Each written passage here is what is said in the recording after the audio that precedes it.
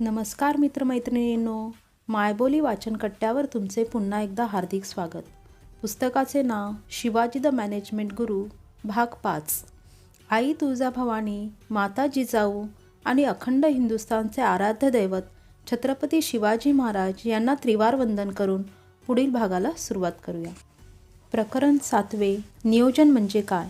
नियोजन हा शब्द आपल्या परिचयांच्या एवढा असतो की त्यामुळे आपण त्याच्या अर्थाकडे पाहण्याची शक्यतो तसलीच घेऊ इच्छित नाही.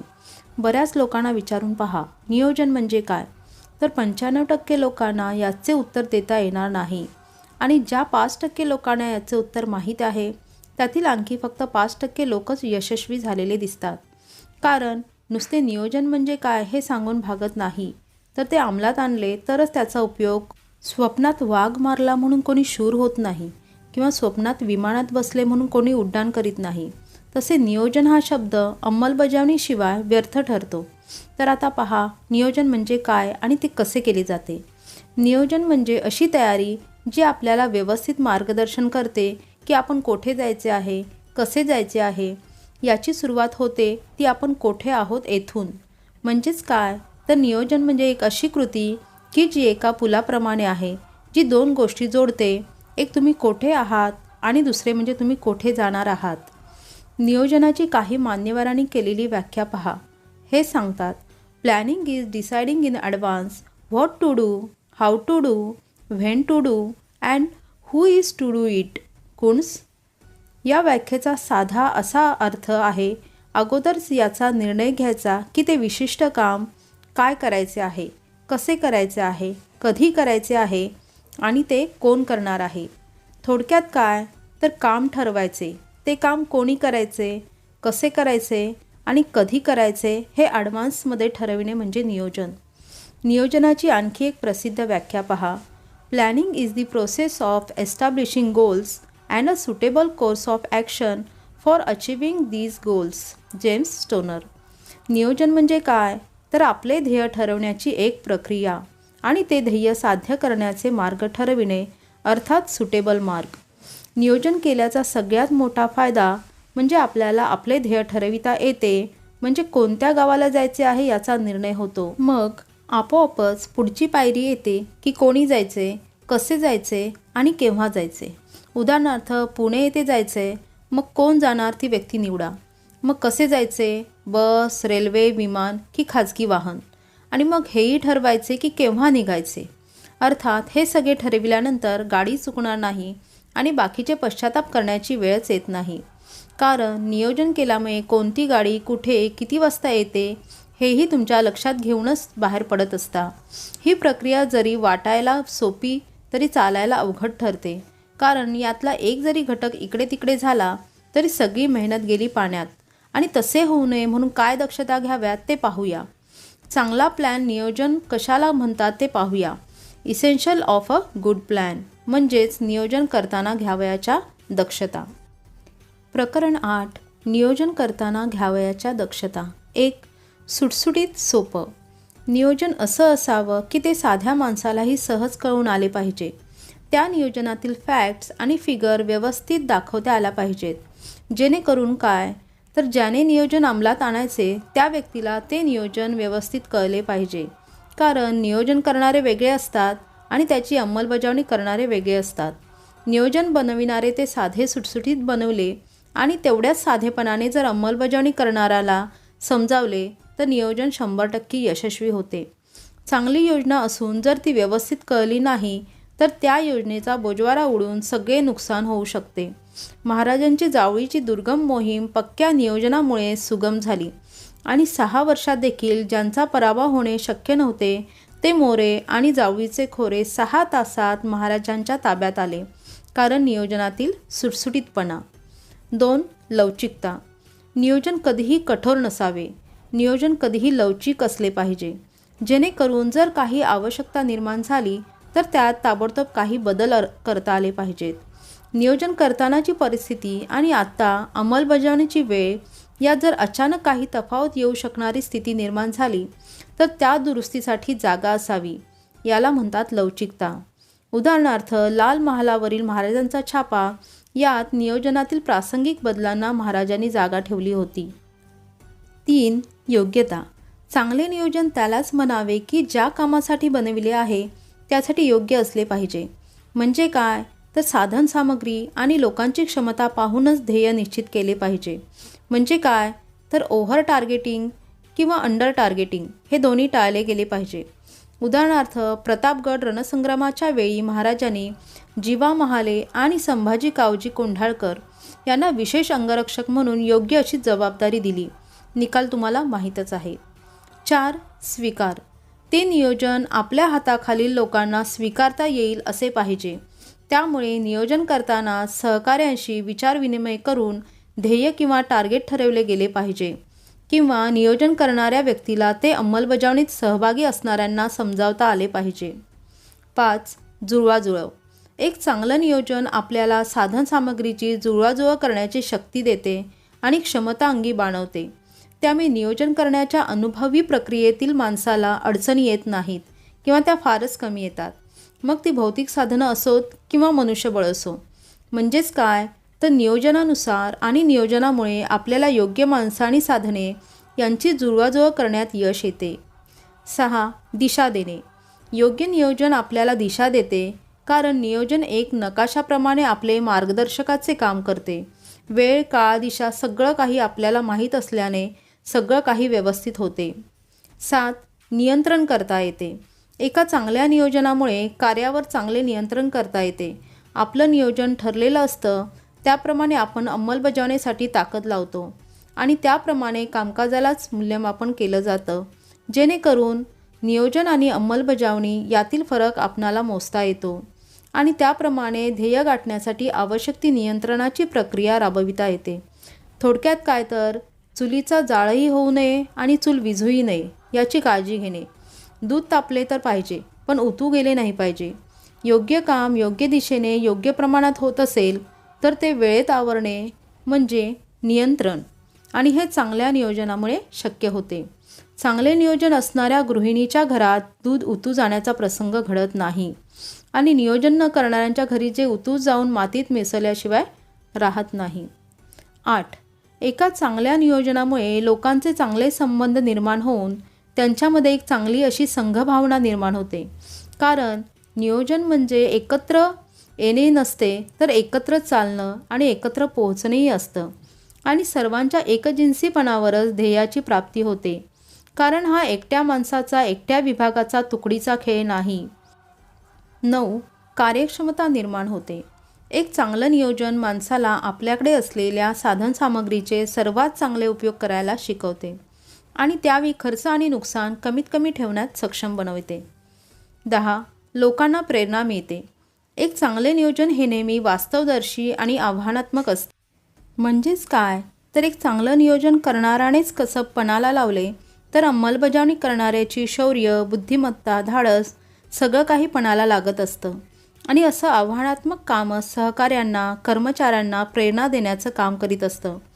नियोजनामुळेच मोठमोठी कामे हाती घेतली जातात आणि अशा जागतिक कीर्तीच्या उपक्रमामध्ये काम करायला लोकांना आवडतं. कारण यातून त्यांना नाव, पैसा, प्रसिद्धी आणि समाधान सगळं काही मिळण्याची शक्यता असते आणि जेव्हा माणसाला या चारही गोष्टी मिळणे शक्य वाटतं तिथेच माणसं हात घालतात कारण प्रेरणा ही त्यामागची किल्ली असते. प्रकरण 9. नियोजनाचे फायदे. आपण कोणतीही गोष्ट नियोजनपूर्वक केली तरच ती प्राप्त होते, ध्येय सिद्ध होऊ शकतात आणि त्याचे अनेक फायदे आपणाला होत असतात. हे फायदे कोणते कोणते असू शकतात ते पाहूया. 1. धोका कमीत कमी होतो. चांगलं नियोजन केल्यामुळे धोका कमी होतो किंवा नष्ट होतो. कारण पुढे काय काय अडथळा येऊ शकतो, काय धोका निर्माण होऊ शकतो याचा अगोदरच अंदाज बांधून तसं त्या धोक्याला सामोरं जाण्याची तयारी केलेली असते किंवा तो संभावित धोका टाळण्याचे नियोजन केलेले असते. आणि शेवटचा पर्याय म्हणजे धोका टाळण्याचा प्रयत्न करूनही जर मार्गात धोका आलाच तर मग बचावात्मक यंत्रणा कोणती असेल, ती कशी वापरली जाईल याचेही नियोजन केलं जातं आणि ती परिस्थिती सांभाळण्यासाठी आपण मानसिकरित्या तयारीत असतो. महाराजांचा लाल महालावरील छापा, पन्हाळ्यातून सुटका, आग्र्यातून सर्वांसहित सही सलामत सुटका ही ज्वलंत उदाहरणे आपल्याला पाहायला मिळालीच आहेत. 2. समन्वयाची सोय होते. नियोजन केल्यामुळे त्यात सहभागी असणाऱ्या लोकांचा आपापसात ताळमेळ राखला जाईल अशी व्यवस्था निर्माण केली जाते. त्यामुळे साहजिकच एकोप्याची भावना निर्माण होते. जेवढा चांगला समन्वय तेवढी जास्त यशस्वी होण्याची हमी. 3. साधनांची जुळवाजुळव करण्यास मदत होते. नियोजन करणाऱ्या व्यक्तीला नियोजनाचा सगळ्यात मोठा फायदा असा होतो की त्याला आपले अंथरूण किती आणि पांघरूण किती हे ठरविता येते आणि गरजेनुसार अंथरूण मोठे करता येते किंवा पांघरूण वाढवता येते आणि हे शक्य नसेल तर किमान हातपाय किती आखडून घ्यायचे हे तरी ठरविता येते. त्यामुळे ठरलेले ध्येय त्या व्यक्तीला साध्य करण्यासाठी लागणाऱ्या सर्व साधन सामग्रीची जुळवण्याची प्रेरणा देते आणि त्यानुसार माणूस कामाला लागतो आणि मग काम झाल्याशिवाय राहत नाही. महाराजांनी पहिल्यांदा सुरतेला जाताना 10,000 मावळे सोबत घेतले तर दुसऱ्या वेळी मोगलांची तयारी लक्षात घेऊन 15,000 मावळे सोबत घेतले. अफजलखान भेटीला जाताना बिचवा आणि वाघनखांचा वापर करणं महाराजांना याच तत्वामुळे शक्य झालं. महाराजांचा गनिमी कावा ही मराठा युद्धपद्धत नियोजनानुसार समन्वय घडवून हमखास यश देणारी अशी पद्धत होती. 4. योग्य दिशा मिळते. चांगले नियोजन माणसाला योग्य दिशा देण्यास सक्षम ठरते. नियोजनामुळे आपल्याला योग्य वेळापत्रक हाती मिळते आणि त्यानुसार कामाचे नियोजन करता येते. 5. नियंत्रण करता येते. नियोजन केल्याचा एक प्रमुख फायदा असा होतो की आपण काय कमवायचे, किती प्राप्त करायचे हे निश्चित केलेले असते आणि त्यानुसार आपण अंमलबजावणी करताना काही मापदंड ठरविलेले असतात. त्याच्या अनुषंगाने आपला परफॉर्मन्स, प्रगतीचा आलेख तपासता येतो आणि काही कमतरता आढळत असेल तर त्याप्रमाणे नियंत्रण करणारी यंत्रणा कार्यान्वित करता येते. उदाहरणार्थ, एखादा विद्यार्थी परीक्षेत एवढे पर्सेंटेज मिळाले आहेत असे नियोजन करून जेव्हा परीक्षा देतो तेव्हा त्याला लक्षात येते की ही टक्केवारी गाठण्यासाठी कोणता विषय कमी पडतो आहे आणि त्यानुसार त्याला त्या विषयाची तयारी करून नियोजित ध्येय गाठता येते. 6. कार्यक्षमता निर्माण होते. नियोजन केल्यामुळे आपल्याकडे असलेल्या सर्व साधनसामग्रीची जुळवाजुळव करून त्याचा सगळ्यात चांगला वापर करता येतो. म्हणजेच काय तर नियोजन केल्याचा हा प्रमुख फायदा आहे की आपण आपली सर्व साधने, मग ती मनुष्यबळ, मशीन, पैसा असो की इतर काही, या सर्वांना बेस्ट यूज करू शकतो आणि याचा फायदा म्हणजे आपण जास्तीत जास्त परतावा मिळवू शकतो आणि तोही कमीत कमी किमतीत. 7. नवीन कल्पनेला वाव मिळतो. नियोजन करण्याची प्रक्रिया आपल्यालाच नवीन विचार करायला शिकवते. आपण ठरविलेले ध्येय गाठण्यासाठी व्यवस्थापकाला नवनवीन कल्पना शोधाव्या लागतात, नवीन युक्त्या योजाव्या लागतात आणि त्यामुळे बुद्धीला चालना मिळते. प्रत्येक नियोजन ही एक नवीन कल्पनाच असते जी अस्तित्वात उतरवण्यासाठी आपल्याला बुद्धीचा वापर करावा लागतो. अर्थात नियोजन काय हे बुद्धीशिवाय कल्पना करणे तरी शक्य आहे का? महाराजांच्या बाबतीत आपण नेहमी म्हणतो शक्तीपेक्षा युक्ती श्रेष्ठ आणि या युक्तीला जन्म देते ते नियोजन. प्रत्येक नवीन योजना म्हटलं की नवीन युक्ती आलीच. नियोजनाशिवाय युक्ती आणि युक्तीशिवाय नियोजन ते कसले? 8. ध्येयावर प्रकाश झोत ठेवता येतो. नियोजन केल्याचा आणखी एक मोठा फायदा म्हणजे आपल्याला आपल्या लक्ष्यावर, ध्येयावरच लक्ष केंद्रित करता येते. नियोजन ही अशी कृती आहे जी आपल्याला ठरलेल्या मार्गावरून इकडे तिकडे भटकू देत नाही आणि त्यामुळे आपण सरळ ध्येयाच्या दिशेने चालत जाऊन योग्य ठिकाणी पोहोचतो. नियोजनामुळे आपल्या प्रत्येक कृतीला दिशा दिली जाते आणि त्यावर नियंत्रणही ठेवले जाते. त्यामुळे साहजिकच आपले ध्येय नेहमी आपल्या डोळ्यासमोर प्रकाश झोतात ठेवता येते. काचेचं भिंग पहा. आपण जेव्हा सूर्यप्रकाश एका ठिकाणी एखाद्या कागदावर केंद्रित करतो त्यावेळी काही मिनिटातच आपल्याला निकाल मिळतो. कागद जळताना दिसतो कारण आपण त्या एकाच ध्येयावर फोकस करून काम करतो. शिवाजी महाराज आग्र्यातून बाहेर पडून निश्चित मार्गाने, निश्चित दिशेने, निश्चित वेळेत राजगडावर पोहोचले आणि तेही 24 दिवसात, तेही पावसाळ्याच्या दिवसात. यमुना आणि इतर सर्व नद्यांना पूर आलेला असताना पडत्या पावसात कमरे इतक्या चिखलातून महाराजांनी राजगडावर पोहोचणे, तेही संपूर्ण शत्रूचा मुलूक पायाखाली तुडवत आणि 2,60,000 पाठलाग करणाऱ्या शत्रूच्या सैनिकांना, गुप्तहेरांना चुकवत. कारण एकच, फोकस ऑन गोल. आग्र्यातून सुटायचे आणि सही सलामत राजगडावर पोहोचायचे, तेही एकही माणूस मागे न सोडता, शत्रूंच्या तावडीत सापडू न देता. यालाच म्हणतात ध्येयावर लक्ष केंद्रित करून ते प्राप्त करणे. 9. योग्य निर्णय घेता येतो. नियोजन केल्याचा आपणाला जो फायदा होतो तो म्हणजे आपणाला योग्य निर्णय घेता येतो. आपण नियोजन करतो त्यावेळी एक ध्येय प्राप्त करायला एकच योजना बनवत नसतो, तर आपण अल्टरनेटिव्ह म्हणजे पर्यायी 2-3-4 प्लॅन बनवितो. त्यातील सर्वात योग्य प्लॅन कोणता ते आपण ठरवितो आणि त्यानुसार आपणाला निर्णय करता येतो. म्हणजेच काय, तर आपल्याकडे तयार केलेल्या अनेक पर्यायी प्लॅनपैकी योग्य पर्याय माणसाला निवडता येतो. म्हणजेच योग्य निर्णय घेता येतो आणि त्या निर्णयानुसार आपणाला साधनांची जुळवाजुळव करता येते, कामाला दिशा देता येते आणि कामावर नियंत्रणही ठेवता येते. महाराजांनी आग्र्यातून बाहेर पडण्यासाठी पर्यायी अशा 3 योजना एकावेळी बनविल्या. एक म्हणजे पेटाऱ्यातून जाणे, दुसरे म्हणजे पेटाऱ्याचे भोई म्हणून बाहेर पडणे आणि तिसरी योजना म्हणजे वेषांतर करून बाहेर पडणे. यातील सर्वात सक्षम आणि सुरक्षित असा जो तिसरा पर्याय होता तोच महाराजांनी निवडला आणि 24 दिवसात पडत्या पावसात महाराज हजारो किलोमीटर अंतर कापून राजगडावर दाखल झाले. म्हणजे काय, तर महाराजांनी योग्य निर्णय घेतला. 10. सहकार्यांना प्रेरणा मिळते.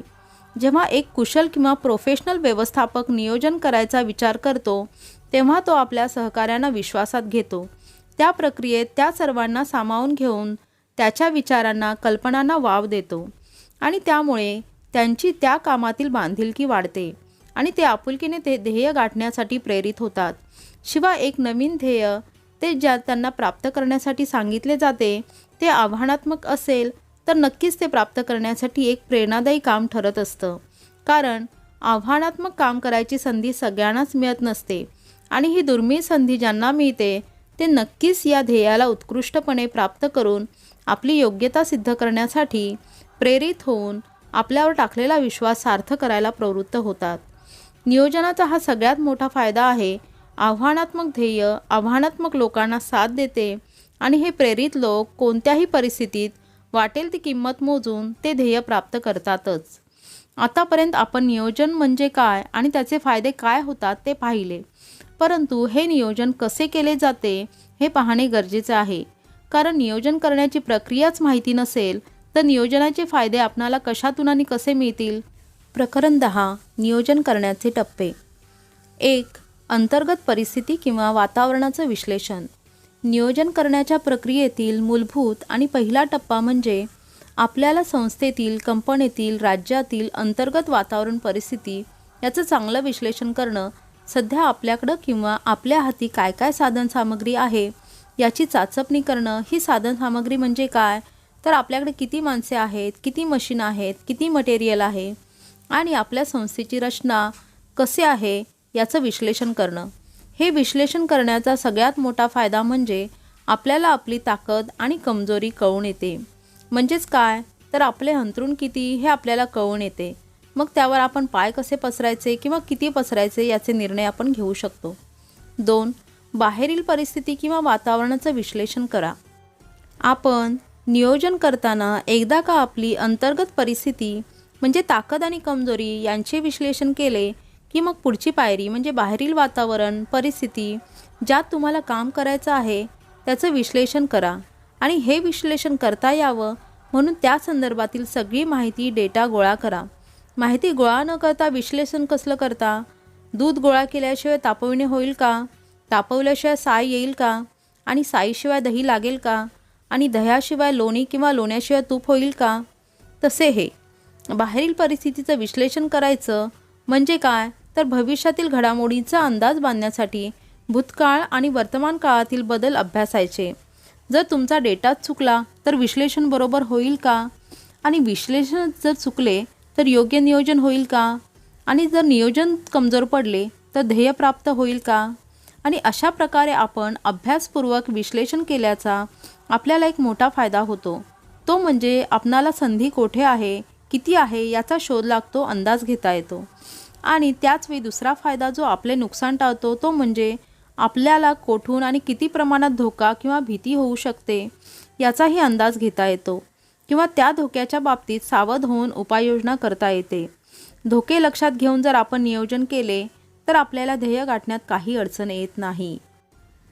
3. ध्येय ठरवा. नियोजन करण्यातील तिसरी पायरी म्हणजे आता आपण आपलं ध्येय ठरवू शकतो. एकदा का आपल्याला आपली ताकद कमजोरी संधी आणि धोका कळून आले की मग आपण आपलं ध्येय ठरविण्याचा प्रयत्न केला पाहिजे. आणि आपण आपलं ध्येय किंवा ऑब्जेक्टिव्ह ठरवायचे ते कसं स्मार्ट असलं पाहिजे. स्मार्ट म्हणजे स्मार्टच. S specific, M measurable, A achievable, R realistic, T time bound. आता कळलं ना स्मार्ट लोकांचं ध्येय कसं स्मार्ट असते ते.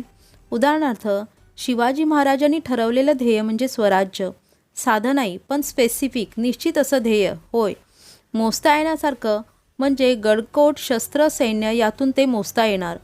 अचिवेबल म्हणजे प्राप्त करण्यासारखं आणि त्या काळातील ती लोकांची गरज ओळखून म्हणजेच काय तर वास्तविकतेवर आधारित रिअलिस्टिक असं होतं. आणि विशेष म्हणजे ते निर्धारित वेळेत पूर्ण करायचं ध्येय होतं. महाराजांच्या हयातीतच ते 6 वर्ष अगोदर पूर्ण केलं गेलं असं ध्येय होतं. अर्थात ध्येय जेवढं मोठं तेवढा यातना जास्त, कष्ट जास्त आणि नियोजनही तेवढंच तगडं लागतं. आणि अशा तगड्या नियोजनाच्या बळावर सहकाऱ्यांच्या तगड्या पाठबळाने निश्चित मनसुब्याने महाराजांनी 5-5 प्रस्थापित शाह्या पालत्या घालून स्वतःचं राज्य निर्माण करून वयाच्या 16व्या वर्षीच राज्याभिषेक करून दाखविला. 4. पर्याय योजना बनवा. आपण आपलं ध्येय निश्चित केलं म्हणजे काम संपलं असं नव्हे. एकदा ध्येय निश्चित केले की मग पुढची पायरी म्हणजे आपण आता ध्येय प्राप्त करण्यासाठीचे वेगवेगळे पर्याय शोधायचे. एकच प्लॅन बनवून त्यावर अवलंबून राहू नका, कारण काही अपरिहार्य गोष्टीमुळे जर तो प्लॅन फसला तर तुमच्याकडे पर्यायी मार्ग नसेल तर ध्येय सोडून द्यावे लागेल. परतीच्या मार्गावर विचार येथे करू नका. प्लॅन पुढे जाण्यासाठी असतो, रस्त्यातून मागे फिरण्यासाठी नसतो. उदाहरणार्थ महाराजांनी स्वराज्य हे ध्येय निश्चित केल्यानंतर वेगवेगळे पर्याय तयार ठेवले आणि त्यानुसार वाटचाल करीत त्यांनी स्वराज्य स्थापना केल्यापासून 35 वर्षात आपले ध्येय प्राप्ती केलीच हे आता आपण जाणता. 5. पर्यायी योजनेचा अभ्यास करा. आता आपण आपले ध्येय निश्चित गाठण्यासाठी जे वेगवेगळे पर्याय शोधले त्याचा पर्यायी अभ्यास करा.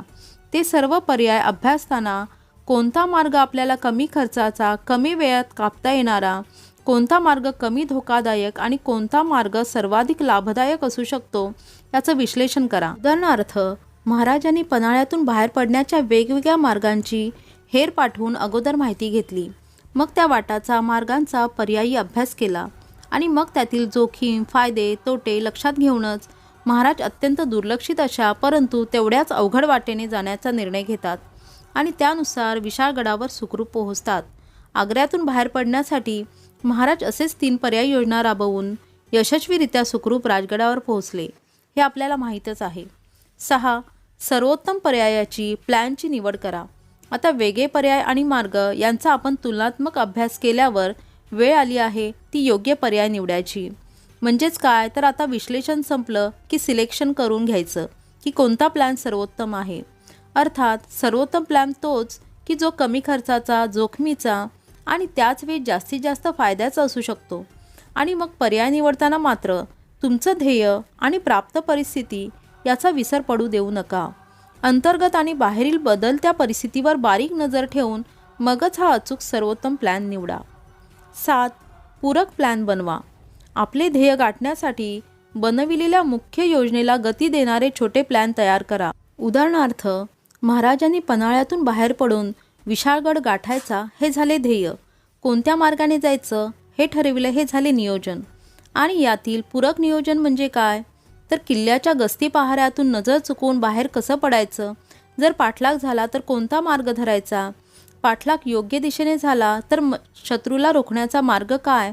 पहिला टप्पा शिवाकाशीदने महाराज बनून वेळ वाया घालवून शत्रूची दिशाभूल करायची. त्यानंतर दुसऱ्या टप्प्यात जर शत्रूने पाठलाग करण्यात यश मिळवले तर खिंडीच्या पुढे एकच मार्ग विशाळगडाकडे जातो, तेव्हा शत्रू खिंडीतच अडवला गेला पाहिजे. मग ती खिंड किती लोकांनी किती वेळ रोखून धरायची. इकडे हा प्लॅन वर्कआउट होत असताना तिकडे महाराजांनी कसा विशाळगड गाठायचा, किती वेळ लागेल आणि तिथे गेल्यावर आणखी काय अडचण आली तर ती कशी सोडवायची याचा सगळा अभ्यास करून तशी तयारी करूनच महाराज बाहेर पडले. महाराजांचं नियोजन अचूक असल्यामुळेच ते पोहोचू शकले, अन्यथा नाही. महाराज एवढी मोठी मोठी जीवघेणी संकटे पार करायला अचूक नियोजन करायला आम्हाला शिकवून गेले. कामाचा क्रम निश्चित करा. आता तुम्ही मुख्य योजना अंमल करण्यासाठी ज्या पूरक योजना बनविल्या आहेत त्याचा क्रम लावा. त्याचा निर्धारित निकाल संपन्न करण्यासाठी वेळ ठरवा. म्हणजेच काय तर त्या सर्व डेरिव्हेटिव्ह प्लॅनचे सिक्वेन्स आणि टायमिंग यांचा क्रम लावा. कोणत्या कामानंतर कोणते काम किती वेळात पार पाडायचे हे ठरवा. जेणेकरून हे सगळे छोटे छोटे प्लॅन यशस्वी झाले तरच आपला मुख्य आणि महत्त्वाचा प्लॅन यशस्वी होऊन आपल्याला ध्येय गाठता येईल. यातील हा छोटा एक जरी प्लॅन चुकला, त्याचा क्रम चुकला किंवा टायमिंग चुकलं तर परिणाम आपलं नियोजन कोलमडून पडण्यात होतो. म्हणून कोणत्याही टप्प्यावर बिलकुल गाफिली नको. उदाहरणार्थ व्यवस्थित समजून घेऊया. डेरिव्हेटिव्ह प्लॅन कसा केला जातो ते. 1. पन्हाळ्यातून बाहेर पडायचे कसे. 2. आपण पुढे गेल्यावर पन्हाळ्याचे काय करायचे. तो राखायचा की सोडून द्यायचा. राखायचं तर किती लोक गडरक्षणासाठी तैनात करायचे. 4. आपण मार्ग आणि वेळ ठरविली तेव्हा सोबत किती जणांना घ्यायचे. शिवा काशीदने भूमिका कशी वठवायची. 300 मावळ्यांनी घोडखिंड कशी रोखून धरायची. किती वेळपर्यंत शत्रूला अंगावर घ्यायचा. 5. सूर्य उगवल्यावर घोडखिंड ते विशाळगड हा 24 किलोमीटरचा प्रवास आणीबाणीची वेळ म्हणून कसा करायचा. चालत की पालखीत बसून. 6. विशाळगडाला पोहोचल्यावर शत्रूचा वेढा फोडून किल्ल्याची वाट कशी धरायची. 7. किल्ल्यावरील फौजेला ताबडतोब कुमकेला येण्याची इशारत कशी द्यायची. 8. किल्ल्यावर गेल्यावर पावसाचे दिवस असूनही किती कमी वेळात तोफा डागून खिंडीतील सैनिकांना खिंड सोडण्याचा संदेश पोहोचवायचा. असे हे 8 छोटे छोटे उपप्लॅन महाराजांनी तयार करून त्याचं व्यवस्थित नियोजन अंमलबजावणी केली. पर्यायाने महाराज विशाळगडावर पोहोचले. म्हणजेच काय तर ध्येय प्राप्त झालं. या 8 योजनेतील एक योजना जरी कमी पडली असती तर निकाल आपल्याला माहीत आहे. महाराज संपले असते आणि स्वराज्यही अस्ताला गेले असते. पण तसे कसे होईल. अचूक नियोजन उत्कृष्ट अंमलबजावणी करणाऱ्या महाराजांना हे चांगले जमायचे. आम्ही फक्त ऐकून सोडून देतो, वाचून विसरून जातो. त्यामुळे आम्ही शिपाई म्हणून भरती झालो तर शिपाई म्हणूनच निवृत्त होतो. किंवा जन्माच्या वेळी एक दुकान असेल तर 50 वर्षानंतर मरतानाही एकच दुकान असतं. नशीब नाही तर तेही गमावून बसणारे महाभाग महाराष्ट्राच्या मातीत कसे जन्माला येतात कोण जाणे. मोठी मोठी काम करण्याच्या मानसिकतेच्या व्यक्तींनी अगोदर छोटी छोटी कामे चांगल्या रीतीने करायला शिकले पाहिजे. कारण जगातील सगळ्या मोठ्या माणसांनी छोटी छोटी कामे उत्कृष्टपणे करूनच जग जिंकले आहे. याचा अर्थ एवढाच की छोटी कामे चांगली करणाऱ्यालाच मोठी कामे करण्याची संधी जग देतं. छोटी कामेच करण्यात अपयश येणाऱ्याला जग कधीही मोठं काम देऊ शकत नाही. 9. अंमलबजावणी. आता आपलं सगळं नियोजन म्हणजे मुख्य योजना, त्यातील छोट्या छोट्या उपयोजना यांचा विचार केला, त्यांचा क्रम आणि वेळ निश्चित केला. आता लोहा गरम झालेला आहे, हातोडा मारण्याची वेळ आली. लोखंड गरम केलं, आता हातोडा मारा. आपल्या नियोजनात सहभागी असणाऱ्या सर्वांना सूचना द्या. त्वरित कामाला लागून अंमलबजावणी करायला सांगा. आता या अंमलबजावणीच्या कामालाच आपण कोणी करायचे, काय करायचे, केव्हा करायचे, कोठे करायचे आणि कसे करायचे या प्रश्नांची उत्तरे समजायचे म्हणजे प्रत्येकाला आपली भूमिका काय आहे हे व्यवस्थित कळले तर मग अडचण कशाची, आपण जग जिंकणारच की. 10. पुनर्समीक्षा पुनर्मूल्यांकन. आता आपण योजना अंमलात आणायला सुरुवात केली तरी एक गोष्ट आपल्याला दुर्लक्षित करता येणार नाही, ती म्हणजे रिव्ह्यू. याचे कारण असे की योजना बनविणे आणि अंमलबजावणी सुरू करणे यात अंतर काळ असतो आणि तेवढ्या वेळात काही दिवस, तास, अगदी मिनिटात काही बदल, मग तो अंतर्गत असो वा बाहेरील असो, आपणाला ताबडतोब योजनेत दुरुस्ती करावी लागते. आणि समजा असा काही बदल अचानक झाला नाही तरी जी अंमलबजावणी आपण करीत आहोत त्याचं मूल्यमापन तर करावंच लागेल ना. मग मगाशी आपण जे म्हणत होतो कोणी, केव्हा, कसं, काय, कोणतं काम करायचं ते आपण पाहिलं पाहिजे ना की तसे होते आहे की नाही. कोठे काय कमी पडत असेल तर तेथे लगेच दुरुस्ती किंवा डागडुजी करावी लागेल. परिस्थिती हाताबाहेर जाण्याची शक्यता निर्माण झाली तर कदाचित ताबडतोब योजना बदलून पर्यायी योजना मार्गी लावूनच का होईना पण ध्येय हे गाठलेच पाहिजे. भाग 5 समाप्त. व्हिडिओ आवडल्यास चॅनलला लाईक आणि शेअर करा. पुढील भाग ऐकण्यासाठी चॅनलला सबस्क्राईब करा. आपले मत कमेंट बॉक्समध्ये नोंदवा. धन्यवाद.